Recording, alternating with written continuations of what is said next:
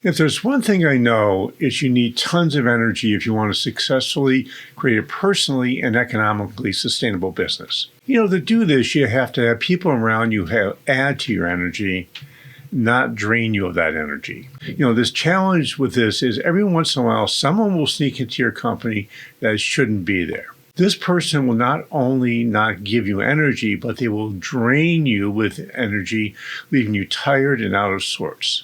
When that person who you really don't want in your business sneaks in, you might feel that you're stuck. Well, you've got them. They have great technical skills, but are just a pain to work with. You put up with it because you think you have to. This is a problem for you. You have the ability to control who works in your company. You just don't feel you can do anything about it.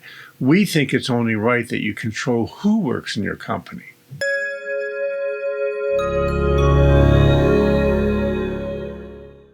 So if those people are draining your energy, you can pretty much be sure that they're doing the same to others. In fact, I'll even bet that energy drain is causing some negative feelings from others in your company. I know that every time I get one of these people who I call brilliant jerks, it's causing more pain than they've been worth. I've had brilliant jerks working for me. I probably had 7, 8, 9, 10 of them. In fact, you could consider me a brilliant jerk back in my early days, although I'm not sure the brilliant part would be there, but the jerk certainly was. But here's what happens when I finally got around to having that brilliant jerk leave the company. I'd have a line of people outside my door waiting to walk in and ask me something. And what they would ask me is, "What took you so long?" And I was always say to them, "Hey, did somebody cut your tongue out?"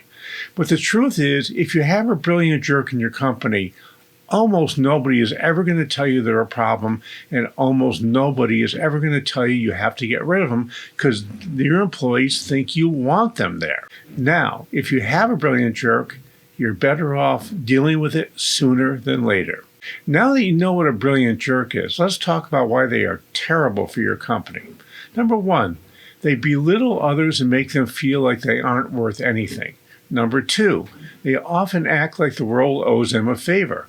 3, they aren't team players, even though I hate the term team player, but they really aren't team players. They don't work with others. They don't play well in the sandbox. And number 4, after they're gone, you'll find your company runs much better, even if they have crucial technical skills. So to deal with this hiring error, here are some things you can start with. Start with admit you made a hiring error.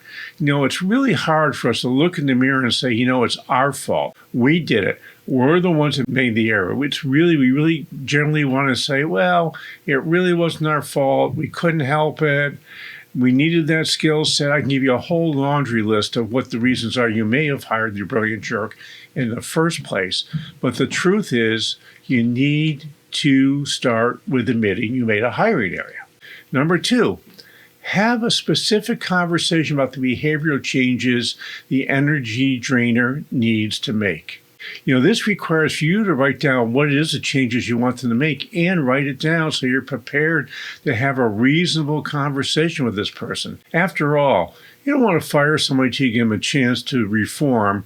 Usually doesn't work, but I have yet to meet an employer or somebody who owns a company that doesn't want to do it. And third, be prepared for this person to have to leave your company and be ready for uncomfortable conversation you're going to have. Every time I've had a conversation with a brilliant jerk and I say, you can't be here anymore, I'll tell you what happens. They get into an argument with me, and an argument can often become pretty personal. They'll make statements about things that are not true or half true or could be true, but you just have to get through it. And if you're asking them to leave, you have to be consistent and say, I'm sorry, you can't be here anymore.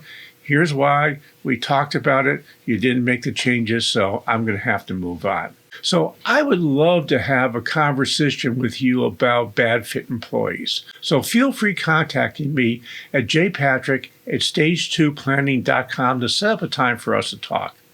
In the meantime, if you're not ready to talk, download our ebook on hiring for unique abilities. You'll learn the steps to hire effectively and keep the brilliant jerks out of your company in the first place. And while you're at it, scroll down and let me know what you think about actions you need to take when a brilliant jerk arrives in your company. Hey, this is Josh Patrick. you're at the Sustainable Business. Thanks a lot for stopping by. I hope to see you back here really soon.